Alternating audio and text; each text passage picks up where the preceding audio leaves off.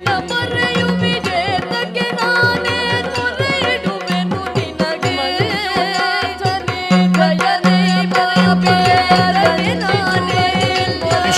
ಮಂಜುನಾಥಾಯ ನಮಃ. ಶ್ರೀ ಕ್ಷೇತ್ರ ಧರ್ಮಸ್ಥಳದ ಚತುರ್ದಾನಗಳಲ್ಲಿ ಅನ್ನದಾನವು ಕೂಡ ಅತ್ಯಂತ ಪ್ರಮುಖವಾದದ್ದು. ಅನಾದಿ ಕಾಲದಿಂದಲೂ ಕೂಡ ಶ್ರೀ ಕ್ಷೇತ್ರ ಧರ್ಮಸ್ಥಳದಲ್ಲಿ ದಾನ ಪರಂಪರೆಗಳಲ್ಲಿ ಅನ್ನದಾನವು ಕೂಡ ಅತ್ಯಂತ ಶ್ರೇಷ್ಠವಾದಂಥ ರೀತಿಯಲ್ಲಿ ನಡ್ಕೊಂಡು ಬಂದಿದೆ. ಪ್ರಸ್ತುತ ಧರ್ಮಾಧಿಕಾರಿಗಳಾದಂತಹ ಪರಮಪೂಜ್ಯ ಡಾಕ್ಟರ್ ವೀರೇಂದ್ರ ಹೆಗಡೆಯವರ ಒಂದು ಮಾರ್ಗದರ್ಶನದಲ್ಲಿ ಶ್ರೀ ಕ್ಷೇತ್ರ ಧರ್ಮಸ್ಥಳದ ಅನ್ನದಾನವು ವಿಶ್ವವಿಖ್ಯಾತೆಯನ್ನು ಪಡೆದಿದೆ ಮತ್ತು ಎಲ್ಲ ದೇವಸ್ಥಾನಗಳಿಗೆ ಮಾದರಿಯಾದಂಥ ರೀತಿಯಲ್ಲಿ ತಂತ್ರಜ್ಞಾನಗಳನ್ನು ಮತ್ತು ಯಂತ್ರೋಪಕರಣಗಳೊಂದಿಗೆ ಇಲ್ಲಿ ಅನ್ನದಾನವನ್ನು ಬಂದಂಥ ಎಲ್ಲ ಭಕ್ತರಿಗೆ ಉಣಬಡಿಸುವಂಥ ಒಂದು ಕೆಲಸ ಆಗ್ತಾ ಇದೆ. ಪೂಜನೀಯ ಡಾಕ್ಟರ್ ವೀರೇಂದ್ರ ಹೆಗಡೆಯವರ ಸಹೋದರರಾದಂಥ ಹರ್ಷೇಂದ್ರ ಕುಮಾರ್ ಅವರ ನೇತೃತ್ವದಲ್ಲಿ ಅನ್ನಪೂರ್ಣದಲ್ಲಿ ಅನ್ನದಾನ ವ್ಯವಸ್ಥೆಯು ಉತ್ತಮ ರೀತಿಯಲ್ಲಿ ನಡ್ಕೊಂಡು ಬರ್ತಾ ಇದೆ. ಪ್ರತಿದಿನವೂ ಕೂಡ ಇಲ್ಲಿ ಸರಾಸರಿ 20,000ದಿಂದ 25,000ದವರೆಗೆ ಭಕ್ತರು ಶ್ರೀ ಕ್ಷೇತ್ರಕ್ಕೆ ಆಗಮಿಸ್ತಾರೆ.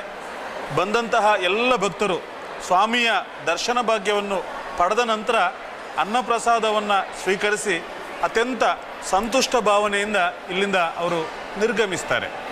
ಶ್ರೀ ಕ್ಷೇತ್ರ ಧರ್ಮಸ್ಥಳದ ಈ ಅನ್ನಪೂರ್ಣ ಛತ್ರದಲ್ಲಿ ಸುಮಾರು 250 ಜನ ಕೆಲಸಗಾರರು ಸ್ವಾಮಿಗೆ ತನ್ನ ಒಂದು ಕಾಯಕದ ಸಮರ್ಪಣೆ ಅನ್ನುವಂತಹ ಮನೋಭಾವದಲ್ಲಿ ಮಂಜುನಾಥ ಸ್ವಾಮಿಯನ್ನು ಅನ್ನಪೂರ್ಣ ಛತ್ರದಲ್ಲಿ ಅನ್ನದಾನವನ್ನು ಮಾಡುವುದರ ಮೂಲಕ ಸ್ವಾಮಿಯನ್ನು ಕಾಣುವಂತಹ ಒಂದು ಕೆಲಸವನ್ನು ಮಾಡಿಕೊಂಡು ಬಂದಿದ್ದಾರೆ.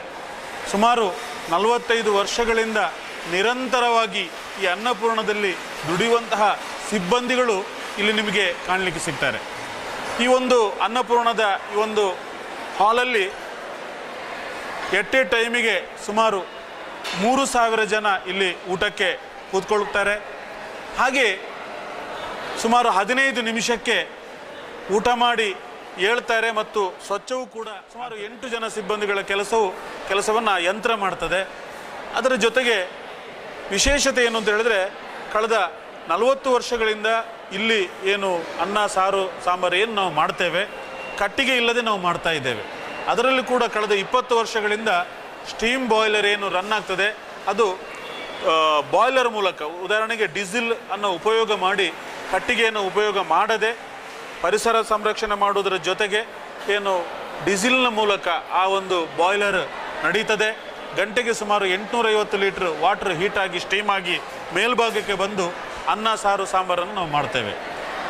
ವಿಶೇಷವಾಗಿ ಇಲ್ಲಿರುವಂಥ ಪಾತ್ರೆಗಳೇನಿವೆ ಅದು ಅನ್ನ ಸಾರು, ಉದಾಹರಣೆಗೆ ಸಾರು ಸಾಂಬಾರು ಕರಿ ಏನು ಮಾಡ್ತೇವೆ, ಎಟ್ ಎ ಟೈಮಿಗೆ 50,000 ಜನ ಬಂದರೂ ಕೂಡ 40 ನಿಮಿಷಕ್ಕೆ ನಾವು ರಸಮನ್ನು, ಸಾಂಬಾರನ್ನು, ಕರಿಯನ್ನು ಮಾಡುವಂಥ ಸಾಮರ್ಥ್ಯದ ಬಾಯ್ಲರ್ ಪಾತ್ರೆಗಳು ಇಲ್ಲಿವೆ. ಅರ್ಧ ಗಂಟೆಗೆ ನಾವು ಸುಮಾರು 3,500 ಜನಕ್ಕೆ ಬೇಕಾಗುವಷ್ಟು ಅನ್ನವನ್ನು ಮಾಡುವಂತಹ ಪಾತ್ರೆಗಳು ಇಲ್ಲಿವೆ. ಸರಾಸರಿ ದಿವಸಕ್ಕೆ 20ರಿಂದ 25 ಕ್ವಿಂಟಲ್ ಅಕ್ಕಿಯ ಒಂದು ಅನ್ನವನ್ನು ನಾವು ಮಾಡಿ ನಾವು ಬಡಿಸುವಂಥ ಒಂದು ಕೆಲಸ ನಾವು ಮಾಡ್ತೇವೆ.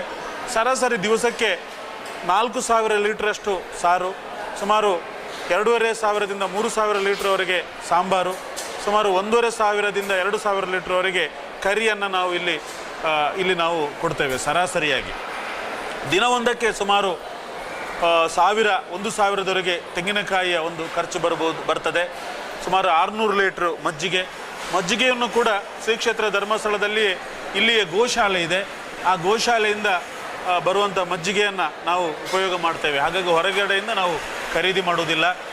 ಆಮೇಲೆ ಇಲ್ಲಿ ದಿವಸಕ್ಕೆ ಸುಮಾರು 200 kgಯಷ್ಟು ಉಪ್ಪು ಬೇಕಾಗ್ತದೆ. ಸರಾಸರಿಯಾಗಿ ದಿವಸಕ್ಕೆ 200 kgಯ ಉಪ್ಪಿನ ಬಳಕೆಯಾಗ್ತದೆ. ಹಾಗೆ 300 kgಯವರೆಗೆ ತೊಗರಿಬೇಳೆ, ಬೆಲ್ಲ ಎಲ್ಲ ವಸ್ತುಗಳನ್ನು ನಾವು ಉಪಯೋಗ ಮಾಡ್ತೇವೆ. ಮತ್ತು ನಾವು ರಸಂ, ಸಾಂಬಾರು, ಕರಿ ಪೌಡ್ರ್ ಏನಿದೆ ಅದನ್ನು ಔಟ್ಸೋರ್ಸ್ ಆಗಿ ಹೊರಗಡೆಯಿಂದ ನಾವು ಅದನ್ನು ಖರೀದಿ ಮಾಡ್ತೇವೆ. ಯಾಕೆಂತ ಹೇಳಿದ್ರೆ ನಮ್ಮಲ್ಲಿ ನಾವು ಮಾಡೋದಕ್ಕೆ ಇನ್ನಷ್ಟು ಅದಕ್ಕೆ ಸಿಬ್ಬಂದಿಗಳ ಅಗತ್ಯ ಇರುವ ಕಾರಣ ಹೊರಗಡೆಯಿಂದ ನಾವು ಔಟ್ಸೋರ್ಸ್ ಆಗಿ ನಾವು ಅದನ್ನು ತೆಕ್ಕೊಳ್ತೇವೆ. ಅದಲ್ಲದೆ ಬಟ್ಟಲು ವಾಶ್ ಮಾಡುವಂತಹ ಡಿಶ್ ವಾಶು ಕೂಡ ಇಲ್ಲಿದೆ. ಗಂಟೆಗೆ ಒಂದು ಮೆಷಿನಲ್ಲಿ 1,750 ಪ್ಲೇಟನ್ನು ನಾವು ಇಲ್ಲಿ ವಾಶ್ ಮಾಡ್ಬೋದು. 2 ಮೆಷಿನ್ನ ಮೂಲಕ 3,500 ಪ್ಲೇಟನ್ನು ನಾವಿಲ್ಲಿ ವಾಶ್ ಮಾಡ್ತೇವೆ. ಒಂದು ಪ್ಲೇಟಿಗೆ ಸುಮಾರು 13 ಪೈಸಾ ಕಾಸ್ಟ್ ಬೀಳ್ತದೆ. ಹಾಗೆ ಶನಿವಾರ ಸಂಜೆಯಿಂದ ಸೋಮವಾರದವರೆಗೆ 2.5 ದಿವಸ ಅಥವಾ ಜನದಟ್ಟಣೆ ಜಾಸ್ತಿ ಇರುವಂಥ ಸಂದರ್ಭದಲ್ಲಿ ನಾವು ಸ್ಟೀಲ್ನ ಬಟ್ಟಲ್ನ ಬದಲಿಗೆ ಎಲೆಯನ್ನು ಉಪಯೋಗ ಮಾಡ್ತೇವೆ, ಪತ್ರಾವಳಿ. ಅದಕ್ಕೆ 90 ಪೈಸಾ ಒಂದು ಎಲೆಗೆ ಖರ್ಚಾಗುತ್ತೆ. ಮಂಗಳವಾರದಿಂದ ಶುಕ್ರವಾರದವರೆಗೆ ಅಥವಾ ಶನಿವಾರ ಬೆಳಿಗ್ಗೆಯವರೆಗೆ ನಾವು ಬಟ್ಟಲನ್ನು ಯೂಸ್ ಮಾಡ್ತೇವೆ. ಯಾಕೆಂತ ಹೇಳಿದ್ರೆ ಕಾಸ್ಟಿನ ಒಂದು ಉಳಿತಾಯಕ್ಕಾಗಿ. ಹಾಗಾಗಿ ಇಂಥ ಒಂದು ವ್ಯವಸ್ಥೆಯೂ ಕೂಡ ಇಲ್ಲಿ ನಡೀತಾ ಇದೆ. ಅದಲ್ಲದೆ ಇನ್ನಿತರ ಪೂಜ್ಯ ಹೆಗಡೆಯವರು ಅಥವಾ ಗೌರವಾನ್ವಿತ ಹರ್ಷೇಂದ್ರ ಕುಮಾರ್ ಅವರು ತಂತ್ರಜ್ಞಾನಗಳಿಗೆ ಏನಿದೆ, ಆಧುನಿಕತೆ ಏನಿದೆ, ಅದನ್ನು ಬಳಸಿಕೊಳ್ಳುವ ಬಗ್ಗೆ ಅವರು ವಿಶೇಷವಾದಂಥ ಸಹನಾವವತು ಸಹನೌ ಭುನಕ್ತು ಸಹ ವೀರ್ಯಂ ಕರವಾವಹೈ ತೇಜಸ್ವಿನಾವಧೀತಮಸ್ತು ಮಾ ವಿದ್ವಿಷಾವಹೈ. ಓಂ ಶಾಂತಿ ಶಾಂತಿ ಶಾಂತಿ.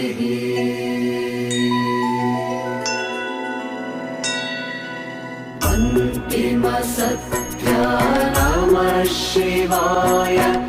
ಅಗಣಿತ ನಾಮ ನಮಃ ಶಿವಾಯ. ಅಘನಿರ್ಮೂಲ ನಮಃ ಶಿವಾಯ. ಅಮಿತಾನಂದ ನಮಃ ಶಿವಾಯ. ಅವಿನಾಶಾದ್ಯ ನಮಃ ಶಿವಾಯ. ಆಗಮ ವಿನುತ ನಮಃ ಶಿವಾಯ. ಆತ್ಮೋಲ್ಲಾಸ ನಮಃ ಶಿವಾಯ. ಆದ್ಯ ಕವೀಶ ನಮಃ ಶಿವಾಯ. ಆಪಚ್ಛೇದ ನಮಃ ಶಿವಾಯ. ಆಮಯ ಭೇದ ನಮಃ ಶಿವಾಯ. ಆರ್ತ ಸುಬಂಧೋ ನಮಃ ಶಿವಾಯ. ಉಜ್ವಲ ಗಾತ್ರ ನಮಃ ಶಿವಾಯ. ಓಂಕಾರತಲ ನಮಃ ಶಿವಾಯ. ಕರುಣಾಪಾಂಗ ನಮಃ ಶಿವಾಯ. ಕರ್ಮಾಧ್ಯಕ್ಷ ನಮಃ ಶಿವಾಯ. ಕಾಂಕ್ಷಾರಹಿತ ನಮಃ ಶಿವಾಯ. ಕಾಮಿತ ಶಿವಾಯ. ಸದಮಲ ಪೂಜ್ಯ ನಮಃ ಶಿವಾಯ. ಸದ್ಗುಣಶೀಲ ನಮಃ ಶಿವಾಯ. ಸದ್ರೂಪಾಂಗ ನಮಃ ಶಿವಾಯ. ಸರಸಾಮೋದ ನಮಃ ಶಿವಾಯ. ಸರ್ವಶುಭಕರ ನಮಃ ಶಿವಾಯ. ಸರ್ವಾಧಾರ ನಮಃ ಶಿವಾಯ. ಸಾಧು ಜನನತಾ ನಮಃ ಶಿವಾಯ. ಸುಖವಾರಿವಿಧೆ ನಮಃ ಶಿವಾಯ. ಸುಗುಣಾತಿಶಯ ನಮಃ ಶಿವಾಯ. ಸುಜ್ಞಾನಿವರ ನಮಃ ಶಿವಾಯ. ಸೌಂದರ್ಯನಿಧೆ ನಮಃ ಶಿವಾಯ. ಸೌಖ್ಯ ಸಮುದ್ರ ನಮಃ ಶಿವಾಯ. ಸೌಮ್ಯ ಶರನಿಧೆ ನಮಃ ಶಿವಾಯ. ಹೃದಯಾವಾಸ ನಮಃ ಶಿವಾಯ. ಹೃದಯಾವಾಸ ನಮಃ ಶಿವಾಯ. ಹೃದಯಾವಾಸ ನಮಃ ಶಿವಾಯ. ಓಂ ಪೂರ್ಣಮದಃ ಪೂರ್ಣಮಿದಂ ಪೂರ್ಣಾತ್ ಪೂರ್ಣಮುದಚ್ಯತೆ ಪೂರ್ಣಸ್ಯ ಪೂರ್ಣಮಾದಾಯ पूर्णमेवावशिष्यते ॐ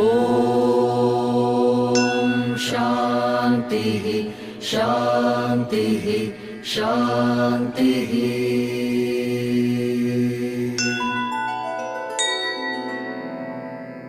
ಒಂದು ಜಗದ ಒಳಗೆ ನೀರಿಲ್ಲ, ಏನು ಮಾಡೋದು?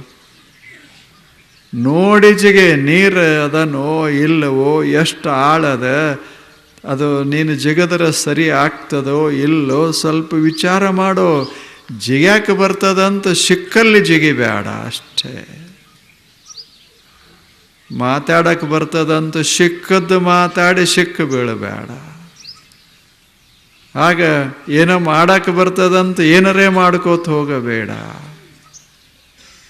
ವಿಚಾರ ಮಾಡು. Look before you leap. ಇದು ಗಾದಿ ಮಾತ ಆಂಗ್ಲ ಭಾಷೆಯಲ್ಲಿ.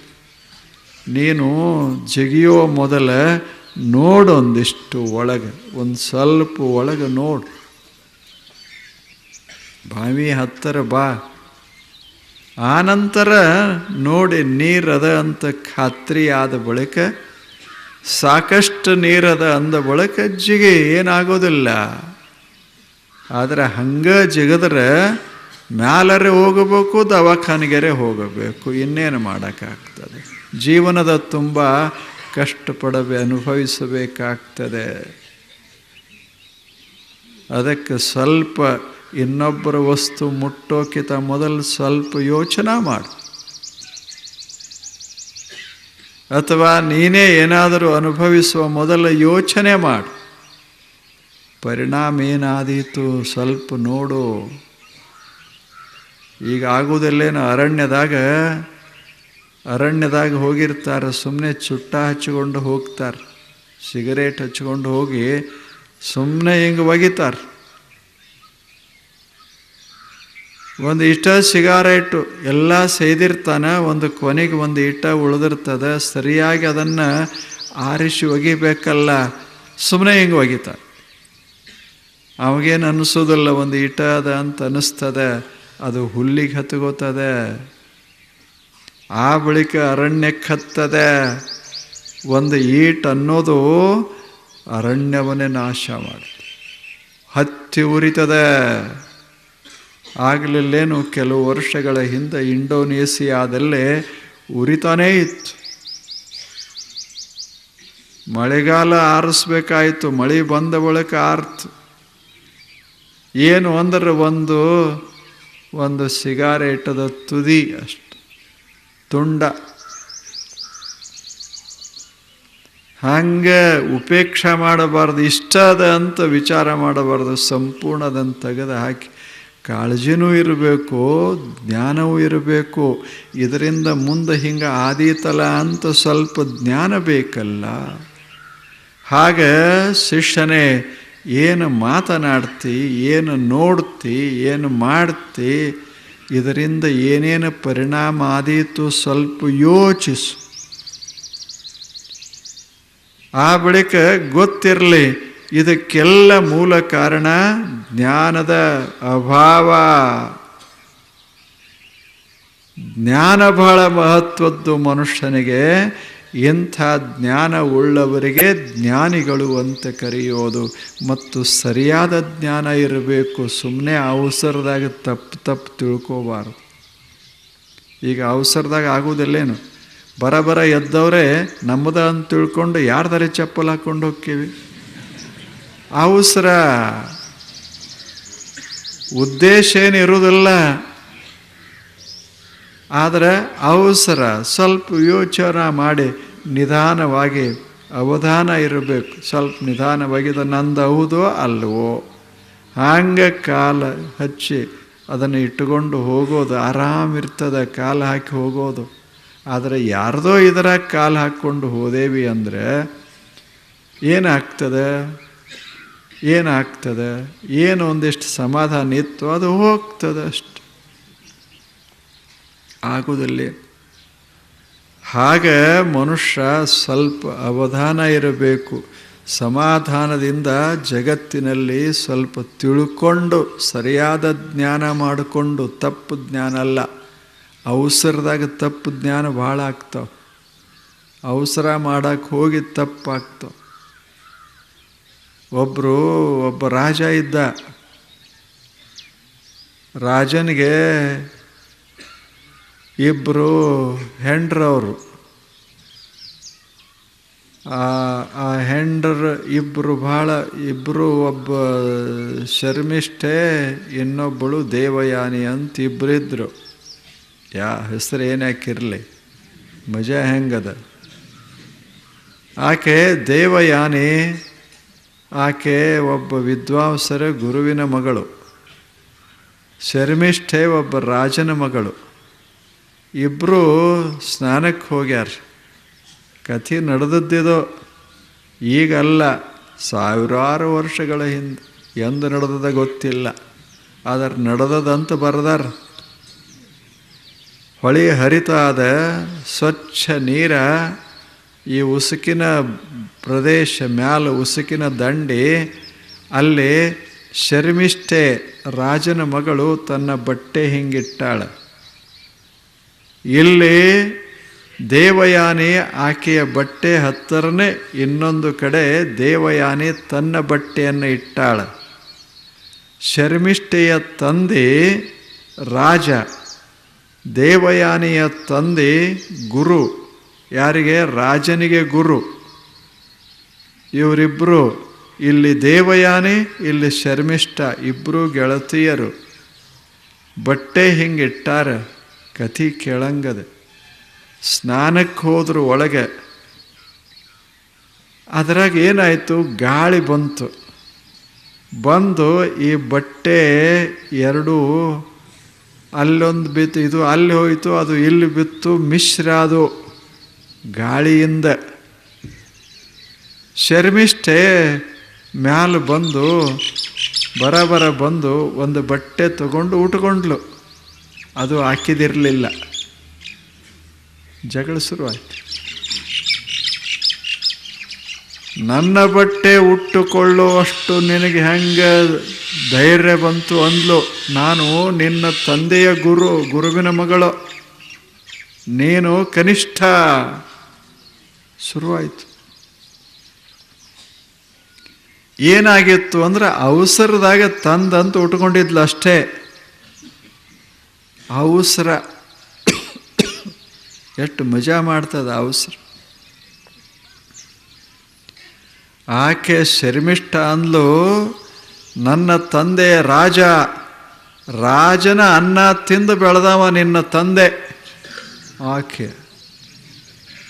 ಅಂಥವನ ಮಗಳು ನೀನು, ನಿಂದ್ಯಾವ ಬಟ್ಟೆ ಅಂದ್ಲು. ತಗೋ ಅಂತ ಹಿಂಗೆ ಚೆಲ್ಲಿದ್ಲು. ಜಗಳ ಶುರುವಾಗಿದ್ದು ಎಲ್ಲಿಗೆ ಹೋಯಿತು ಅಂದ್ರೆ ವಿಪರೀತ,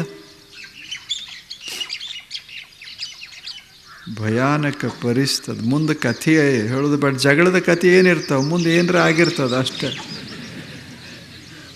ಯಾವುದರೆ ಜಗಳಕ್ಕೆ ಕೊನೆ ಏನರ ಭಾಳ ಚಂದ ಇರ್ತದೆ. ಈಗ ಹೆಂಗೆ ಒಂದು ಪುರಾಣ ಹಚ್ಚಿದ ಬಳಿಕ ಸಮಾಪ್ತಿ ಮಾಡಾಗ ಊರಿಗೆ ಊಟ ಹಾಕ್ತಾರೆ, ಹಂಗೆ ಜಗಳದ ನಂತರ ಯಾರೇ ಊಟ ಹಾಕ್ಯಾರೇನು ಜಗತ್ತಿನಾಗ?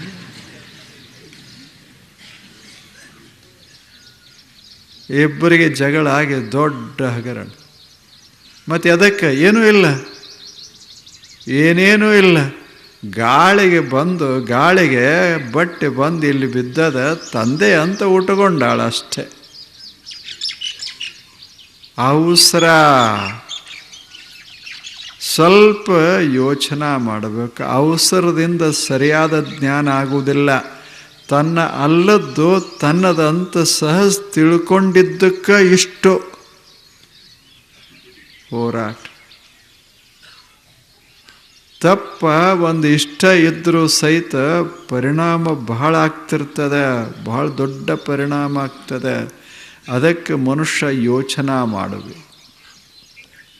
ಸರಿಯಾದ ಜ್ಞಾನ ಯಥಾರ್ಥ ಜ್ಞಾನ ಅಂತಾರೆ. ಅದಕ್ಕೆ ಅವಸರದಿಂದ ಹಿಂಗಿರಬೇಕು ಅಂತ ಅನ್ನಬಾರ್ದು. ಅವ ಕೆಟ್ಟದಾನ, ಇವ ಕೆಟ್ಟದಾನ, ಸುಮ್ಮನೆ ಒಂದು ಏನಾರ ಸಣ್ಣ ಘಟನಾ ನೋಡಿ ಹಿಂಗೆ ಅನ್ನಕ್ಕೆ ಹೋದೇವಿ ಅಂದ್ರೆ ಪರಿಣಾಮ ಕೆಟ್ಟಾಗ್ತದೆ. ಸರಿಯಾಗಿ ತಿಳ್ಕೋ. ಅವ ಕೆಟ್ಟದಾನ ಅನ್ನೋದಕ್ಕೆ ಸರಿಯಾಗಿ ಬೇಕಲ್ಲ, ಒಂದು ಏನೋ ಗಾದಿ ಮಾತಿಲ್ಲ. ಪ್ರತ್ಯಕ್ಷ ಕಂಡರೂ ಏನು ಪ್ರಮಾಣಿಸಿ ನೋಡಬೇಕು. ಪ್ರತ್ಯಕ್ಷ ಕಂಡರೂ ಕೂಡ ಹೌದೋ ಅಲ್ಲೋ ಅಂತ ಪ್ರಮಾಣಿಸಿ ನೋಡಬೇಕು. ಅದನ್ನು ಮತ್ತೊಮ್ಮೆ ನೋಡಬೇಕು, ಮನಸ್ಸುಗೊಟ್ಟು ನೋಡಬೇಕು, ಇನ್ನೊಮ್ಮೆ ಸೂಕ್ಷ್ಮವಾಗಿ ನೋಡಬೇಕು. ಇಲ್ಲದೇ ಇದ್ದರೆ ತಪ್ಪು ಜ್ಞಾನ ಭಯಾನಕ ಪರಿಣಾಮಗಳನ್ನು ಉಂಟು ಮಾಡ್ತದೆ. ತಪ್ಪು ಜ್ಞಾನ. ಏನೋ ಒಂದು ಕತೆ ಹೇಳ್ತಾರೆ, ಭಾಳ ಚಲೋ. ಒಂದು ಮನೆ,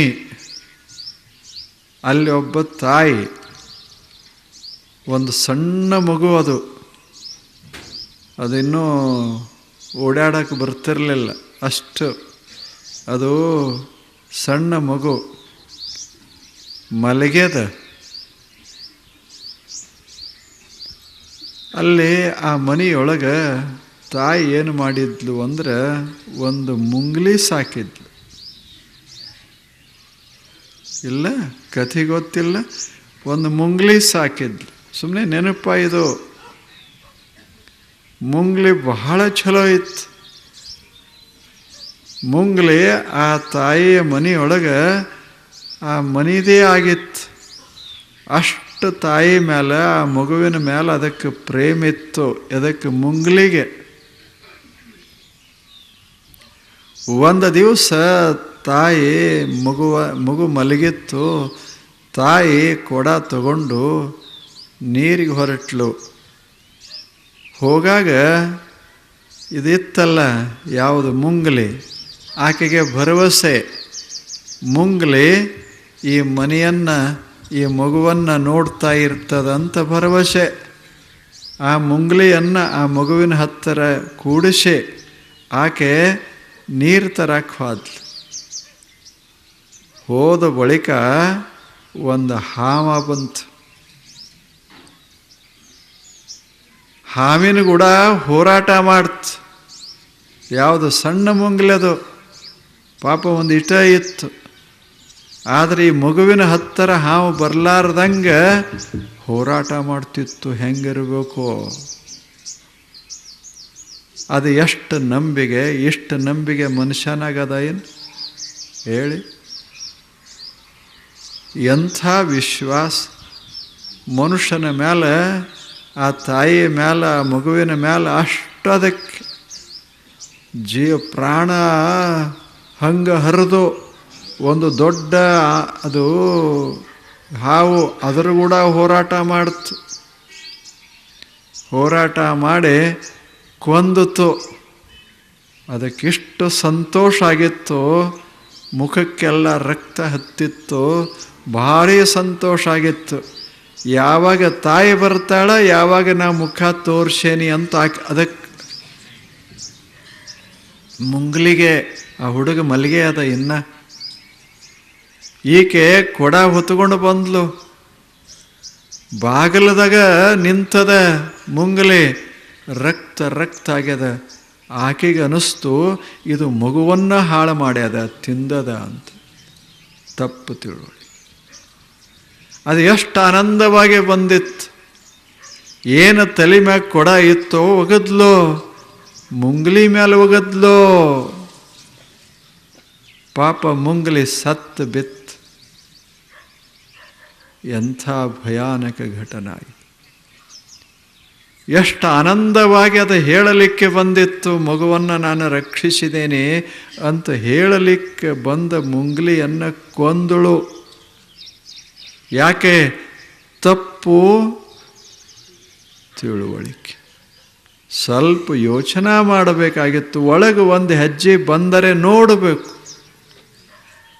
ಅವಸರ ಮಾಡಿದ್ರೆ ಹಿಂಗೆ ಆಗ್ತದೆ. ಮನುಷ್ಯ ಸ್ವಲ್ಪ ನಿಧಾನವಾಗಿ ಹೊರಡಬೇಕು. ಅದಕ್ಕೆ ಶಿಷ್ಯನಿಗೆ ಹೇಳ್ತಾನೆ ಗುರು, ತಿಳುವಳಿಕೆ ಬಹಳ ಮಹತ್ವದ್ದಪ್ಪ. ಯೋಚನೆ ಮಾಡು. ಏನದ ಅದನ್ನು ತಿಳ್ಕೋ. ಪಾಪ ತಾಯಿಗೆ ಹೆಂಗಾಗಿರಬೇಡ, ಒಳಗೆ ಬಂದಾಳ, ನೋಡ್ತಾಳ, ಮಗು ಆನಂದವಾಗ್ಯದ, ಹಾವ ಸತ್ತು ಬಿದ್ದದ. ಆಕೆಗೆ ಎಷ್ಟು ದುಃಖ ಆಗಿರಬೇಡ. ಆದರೆ ಏನಾಯಿತು? ಆಗಿ ಹೋಯಿತು. ಏನಾಗೋದು ಆಗಿ ಹೋಯಿತು. ಇನ್ಯಾವ ಮುಂಗಲಿ ಬರೋದದ ಹೇಳಿ? ಎಷ್ಟು ಒಳ್ಳೆಯ ಮುಂಗಲಿ ಹೋಯಿತು. ಇದಕ್ಕೆ ಕಾರಣ ಏನು ಅಂದರೆ, ಕೊಲ್ಲಬೇಕಂತ ಕೊಂದವಳು ಅಲ್ಲ, ಅಜ್ಞಾನ, ಅವಸರ. ಅದಕ್ಕೆ ಒಂದು ಮಾತು ಹೇಳ್ತಾರೆ, ಹೇಸ್ಟ್ ಮೇಕ್ಸ್ ವೇಸ್ಟ್. ಎಷ್ಟು ಚಂದ ಮಾತದ. ಅವಸರ ಮಾಡಿದ್ರೆ ಕಳ್ಕೋತೀರಿ ಅಂತ. ಆಗ ಸ್ವಲ್ಪ ನಿಧಾನ ಇರಬೇಕು. ಮನುಷ್ಯ ಬದುಕಬೇಕು. ಈ ಜಗತ್ತಿನಲ್ಲಿ ತಿಳ್ಕೊಂಡು ಬದುಕಬೇಕು. ಆಲೋಚನಾ ಮಾಡಿ ಸರಿಯಾಗಿ ಜ್ಞಾನ ಮಾಡಿಕೊಂಡು ಬದುಕಬೇಕು. ಈ ಕುರ್ಚಿ ಅದಲ್ಲ, ಚಲೋ ಕುರ್ಚದ ಕುಂಡ್ರಾಕ್ ಹೋಗಬಾರ್ದು. ಚಲೋ ಅದ ಇಲ್ಲ ನೋಡಬೇಕು. ಮೊದಲ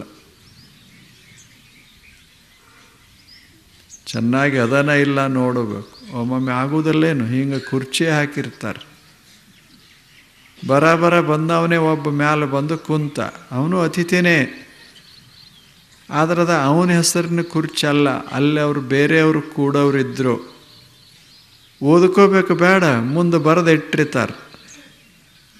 ಅಲ್ಲಿಂದ ಎಲ್ಲರೂ ಬಂದರು. ಇವ ಏನು ಎಲ್ಲಿ ಕೂತಿದ್ದಲ್ಲ ಅವನ ಹೆಸರು ಇರಲಿಲ್ಲ. ಅಲ್ಲಿ ಬಂದು ಎಬ್ಸಿದರು, ಇಲ್ಲಿ ಕೂಡೋದಲ್ಲ, ನೀವು ಆಚೆ ಕಡೆ ಕೂಡಿ ಅಂದರು. ಅಪಮಾನ ಆಯ್ತು. ಅವಸರ ಓದಿ ಕೂಡಬೇಕು. ಇದು ನನ್ನ ಕುರ್ಚಿ ಹೌದಲ್ಲ ಅಂತ ಕೂಡಬೇಕು. ಹಿಂಗೆ ಸಣ್ಣವೇ ಎಷ್ಟು ಜಗಳಕ್ಕೆ ಕಾರಣ ಆಗ್ತಾವ, ದುಃಖಕ್ಕೆ ಕಾರಣ ಆಗ್ತಾವ. ಅದನ್ನು ಅರ್ಥ ಮಾಡಿಕೊಂಡು ಮನುಷ್ಯ ಜ್ಞಾನ ಮಾಡ್ಕೋಬೇಕು ಅಂತ ಗುರು. ಅದಕ್ಕೆ ನೀ ಎಲ್ಲ ಓದಿರ್ಬೋದು, ಪುಸ್ತಕ ಬಹಳ ಓದಿದೆ, ಆದರೆ ಪುಸ್ತಕದಾಗಿದಲ್ಲ, ಅವಸರ ಇದು. ಪುಸ್ತಕದಾಗ ಬಹಳ ಜ್ಞಾನ ಇರೋದಿಲ್ಲ. ಜೀವನದಲ್ಲಿ ಕಣ್ಣು ತೆರೆದು ಬದುಕಬೇಕು. ಪುಸ್ತಕ ಓದ್ಯಾನ, ಇಲ್ಲಿಂದ ಮುಂಬೈಗೆ ಹೋಗಲಿಕ್ಕೆ ಇದೆಲ್ಲ ದಾರಿ ಅಂತ ಎಲ್ಲ ಪುಸ್ತಕದಾಗ ಲಿಸ್ಟ್ ನೋಡ್ಯಾನ. ಆದರೆ ದಾರಿ ಹಿಡಿಬೇಕಲ್ಲ. ದಾರೇನು ಪುಸ್ತಕದಾಗ ಬರ್ದಂಗೆ ಸರಳ ಇರ್ತದೇನು? ಸ್ವಲ್ಪ ಅಲ್ಲೇ ಇಲ್ಲೇ ಹೊಳ್ಳಿರ್ತದೆ, ಮಾಡಿರ್ತದೆ, ಹಂಗೆ ಹಿಂಗೆ ಆಗಿರ್ತದೆ, ಎಲ್ಲ ಆಗಿರ್ತದೆ. ನೋಡ್ಕೊಂಡು ಹೋಗಬಾರದು. ಕಣ್ಣು ಪ್ರತಿ ಕ್ಷಣ ಕಣ್ಣು ತೆರೆದು ಹೋಗಬೇಕಾಗ್ತದೆ. ಅಲ್ಲಿ ಮಹತ್ವದ್ದು. ಪುಸ್ತಕ ಎಷ್ಟು ಓದಿದ್ರೆ ಏನೆಲ್ಲ ಬಾಯ್ಪಾಠ ಮಾಡ್ಯಾನ, ಹಿಂಗದ ಹಂಗದ ಅಂತ. ಆದರೆ ಈಶಾಡಕ್ಕೆ ಬರಂಗಿಲ್ಲ, ಎಲ್ಲ ಗೊತ್ತು. ಅದಕ್ಕೆ ಕಣ್ಣು ತೆರಿಬೇಕು, ಮನಸ್ಸನ್ನು ಮುಕ್ತಗೊಳಿಸಬೇಕು, ತೆರಿಬೇಕು, ಬುದ್ಧಿಯನ್ನು ಪ್ರಜಾಗ್ರಗೊಳಿಸಬೇಕು, ಜಗತ್ತನ್ನು ನೋಡಬೇಕು, ಸರಿಯಾಗಿ ತಿಳ್ಕೋಬೇಕು. ಆ ತಿಳುವಳಿಕೆ ಬಂತು ಅಂದರೆ ಮನುಷ್ಯನ ಜೀವನ, ಮನುಷ್ಯನ ಬದುಕ ಅದು ಸುವರ್ಣ ಬದುಕವಾಗ್ತದೆ. ಹಂಗೆ ಬಾಳೋದದು. ಆದ್ದರಿಂದ ಹೇಳ್ತಾನ, ನೀನು ಭಾಳ ಜಾಣ ಇರ್ಬೋದು ಶಿಷ್ಯನೇ, ಬಹಳ ಶೂರ ವೀರ ಇರಬಹುದು, ನಿನ್ನ ವಿಚಾರಗಳು ಬಹಳ ಚೆನ್ನಾಗಿ ಅಂತ ನೀ ತಿಳ್ಕೊಂಡಿರಬಹುದು. ಆದರೂ ಏನು ಮಾಡೋದು? ದುಃಖಿಯಾಗಿದೆಯಲ್ಲ. ಅಂದರೆ ನಿನ್ನಿಷ್ಟು ವಿದ್ಯೆ, ಇಷ್ಟೆಲ್ಲ ನಿನ್ನ ಸಾಧನೆ ನಿನ್ನ ದುಃಖವನ್ನು ಕಡಿಮೆ ಮಾಡಲಿಕ್ಕಾಗಿಲ್ಲ, ಚಿಂತೆಯನ್ನು ಕಡಿಮೆ ಮಾಡಲಿಕ್ಕಾಗಿಲ್ಲ. ಜ್ಞಾನ ಹೆಚ್ಚಾದಂತೆ ಮನುಷ್ಯ ನಿಶ್ಚಿಂತನಾಗಬೇಕಾಗ್ತದೆ ಮತ್ತು ಮನುಷ್ಯ ದಾರಿ ಬಿಡಬಾರ್ದಾಗ್ತದೆ. ದಾರಿಯೊಳಗೆ ನಡೀತಾ ಇರಬೇಕು. ಜಾಣನಾದ ಬಳಿಕ, ತಿಳಿದ ಬಳಿಕ ಸರಿಯಾದ ಮಾರ್ಗದಲ್ಲಿ ಸಾಕ್ತಾ ಇರಬೇಕು. ಅದು ಬಹಳ ಮಹತ್ವದ್ದು. ಅದಕ್ಕೆ ಶಿಷ್ಯ ಅಂತಾನೆ, ನೋಡು ನಿಶ್ಚಿಂತತೆ ನಿನಗಿಲ್ಲ, ಚಿಂತೆ ಮಾಡ್ತೀಯಲ್ಲ. ಶೋಚ ನನ್ವ ಶೋಚಸ್ತ್ವಂ ಪ್ರಜ್ಞಾವಾದಾಂಶ್ಚ ಭಾಷಸೆ ಗತಾಸೋ ನಗತಾಸೋಶ್ಚ ನಾನು ಶೋಚಂತಿ ಪಂಡಿತಾಃ. ನನಗೆ ಬಹಳ ತಿಳಿದದಂತ ಹೇಳಿದ್ರೆ ಏನಾಯಿತು, ಆದರೆ ಮಾಡಬಾರದ ಚಿಂತೆಯೆಲ್ಲ ಮಾಡ್ತೀಯಲ್ಲಪ್ಪ. ಎಂಥ ಯಾವುದಕ್ಕೆ ಚಿಂತೆ ಮಾಡಬೇಕೋ ಮಾಡಬೇಕು, ಮಾಡಬಾರದ್ದಕ್ಕೆಲ್ಲ ಚಿಂತೆ ಮಾಡ್ತೀಯ ಅಂದ ಬಳಿಕ ನೀನು ಜಾಣ ಅಂತ ಹೇಳೋದು ಹೇಗೆ? ನಾನು ಶೋಚಂತಿ ಪಂಡಿತಾಃ ಗತಾಸು ನಗತಾಸೋಶ್ಚ. ಈಗಿಲ್ಲ, ಹಾಗೆ ಹೋಗಿ 50 ವರ್ಷ ಆಗ್ಯಾವ, ಈಗ ಅಳಕತ್ಯಾನ. ಇದೇನು ಚಿಂತೆ ಮಾಡೋ ರೀತಿ ಆಯ್ತು ಹೇಳಿ? ಲಗ್ನ ಆಗಿ ಇಷ್ಟು ವರ್ಷ ಆಗ್ಯದ, ಮುಪ್ಪಾಗ್ಯದ, 90 ವರ್ಷ ಆಗ್ಯದ. ಆ ಏನು ಮೊದಲ ಲಗ್ನ ಆಗಿತ್ತಲ್ಲ 50 ವರ್ಷದ ಹಿಂದೆ, ಅದು ನೆನಪಾಗ್ಯದ. ಹಂಗಾಗಿತ್ತು, ಈಗೆಲ್ಲ ಹಿಂಗಾಯ್ತಲ್ಲ ಅಂತ ಅಳಕತ್ಯಾನ.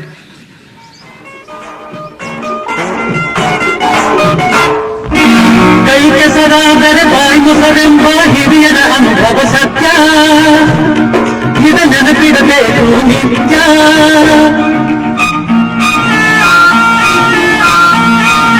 ಕೈ ಕೆಸರಾದರೆ ಬಾಯಿ ಮೊಸರೆಂಬ ಹಿರಿಯರ ಅನುಭವ ಸತ್ಯ, ಇದ ನೆನಪಿಡಬೇಕು ನಿತ್ಯ. ದುಡಿಮೆಯ ನಂಬಿ ಬದುಕು, ದುಡಿಮೆಯ ನಂಬಿ ಬದುಕು, ಅದರಲ್ಲಿ ದೇವರ ಹುಡುಕು. ಬಾಳಲಿ ಬರುವುದು ಬೆಳಕು, ನಮ್ಮ ಬಾಳಲಿ ಬರುವುದು ಬೆಳಕು. ಆಗದು ಎಂದು ಕೈಲಾಗದು ಎಂದು ಕೈಗಟ್ಟಿ ಕುಳಿತರೆ ಸಾಗದು ಕೆಲಸವು ಮುಂದೆ. ಮನಸ್ಸೊಂದಿದ್ದರೆ ಮಾರ್ಗವು ಉಂಟು, ಕೆಚ್ಚದೆ ಇರಬೇಕೆಂದು, ಕೆಚ್ಚದೆ ಇರಬೇಕೆಂದೆಂದು. ಆಗದು ಎಂದು ಕೈಲಾಗದು ಎಂದು ಕೈಗಟ್ಟಿ ಕುಳಿತರೆ ಸಾಗದು ಕೆಲಸವು ಮುಂದೆ, ಸಾಗದು ಕೆಲಸ. ಮಹಡಿಯಲ್ಲಿದ್ದರೇನು ಗುಡಿಸಲಲ್ಲಿದ್ದರೇನು, ಮಹಡಿಯಲ್ಲಿದ್ದರೇನು ಗುಡಿಸಲಲ್ಲಿದ್ದರೇನು, ಹಸಿವಿಗೆ ಅನ್ನ ತಿನ್ನದೆ ಚಿನ್ನವನ್ನು ತಿನ್ನಲು ಸಾಧ್ಯವೇನು? ಸ್ವಾರ್ಥದಿಂದ ಕೂಡಿ ಏನೇನು ಆಟವಾಡಿ ಬರಿಗೈಲಿ ಕಡೆಗೆ ನಡೆವರು. ಹಳ್ಳಿಯಾದರೇನು ಶಿವ, ದಿಳ್ಳಿಯಾದರೇನು ಶಿವ, ಜನರೆಲ್ಲ ಒಂದೇ ಶಿವ. ಎಲ್ಲ ನಿನ್ನಂತೆ ಶಿವ, ಜಗವೆಲ್ಲ ನಿನ್ನದೇ ಶಿವ. ಎಲ್ಲ ಹೇಳಿ ಕೇಳಿ ನಾವು ಮಣ್ಣಿನ ಮಕ್ಕಳು ಕಣೆಯ. 10 ಜನಕ್ಕೆ ಅನ್ನ ಹಾಕೋ ಕೈನ ತುತ್ತ ಅನ್ನಕ್ಕೆ ಚಾಚಬಾರದು. ಇನ್ನೇನು ಈ ಕೆಲಸ ಕಲಿಯೋದು ಕಾಲೇಜ್ಗೆ ಹೋಗ್ಬೇಕಾಗತ್ತಾ? 10 ದಿವಸ ನನ್ನ ಜೊತೆ ಸುತ್ತಾಡ್ಕೊಂಡ್ರು ತನ್ನ ಪಡೆಗೆ ತಾನೇ ಬರುತ್ತೆ. ಈ ಸರ್ಕಾರಿ ಕೆಲಸ ಅನ್ನೋದು ಒಬ್ರು ಕೈಕಾಲು ಹಿಡಿಯೋ ತಾಪೇದಾರಿ ಅಥವಾ ಇನ್ನೊಬ್ಬರನ್ನ ಜಬರ್ದಸ್ತ್ ಮಾಡೋ ಅಧಿಕಾರ. ನಮ್ಮ ಕೈಕಾಲ ಮೇಲೆ ನಾವು ನಿಂತ್ಕೊಳ್ಳೋ ಶಕ್ತಿ ಇರುವಾಗ ನಾವ್ಯಾಕೆ ಇನ್ನೊಬ್ರಿಗೆ ತಲೆ ತಗ್ಗಿಸಿ ನಡಿಬೇಕು? ನಾವ್ ಯಾವಾಗ್ಲೂ ತಲೆ ಎತ್ತಿ ಬಾಳ್ಬೇಕು. ಅದು ಈ ಭೂತಾಯಿನ ನಂಬುದವರು ಮಾತ್ರ ಸಾಧ್ಯ. ನನ್ ಮಾತು ಕೇಳು, ಈ ನಿನ್ನ ಕೆಲಸದ ಚಪಲೆಲ್ಲ ಬಿಟ್ಬಿಡು. ಈ ತಾಯಿನ ನಂಬ್ಕೋ. ಇವಳು ನಂಬುದವ್ರನ್ನ ಯಾವತ್ತೂ ಕೈ ಬಿಡು.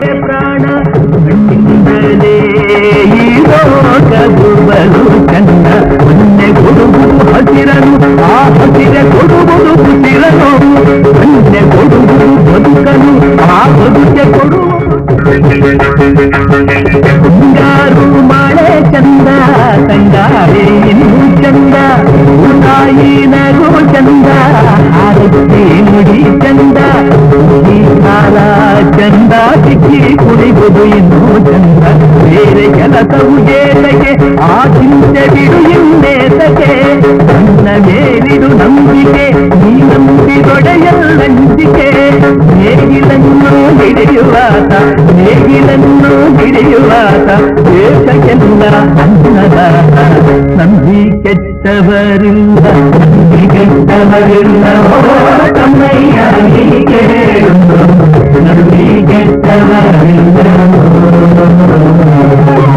ಮಣ್ಣಿಂದ ಬಂದ ನಾವು ಮಣ್ಣಲ್ಲೇ ಇರಬೇಕು ಮಣ್ಣ ಸೇರೋ ತನಕ ಮಣ್ಣಿನ ಮಗನ ನಂಬಿ ಕೆಟ್ಟವರಿಂದ ನಂಬಿ ಕೆಟ್ಟವರಿಂದ ಮಣ್ಣನ್ನು ಎಂದೆಂದು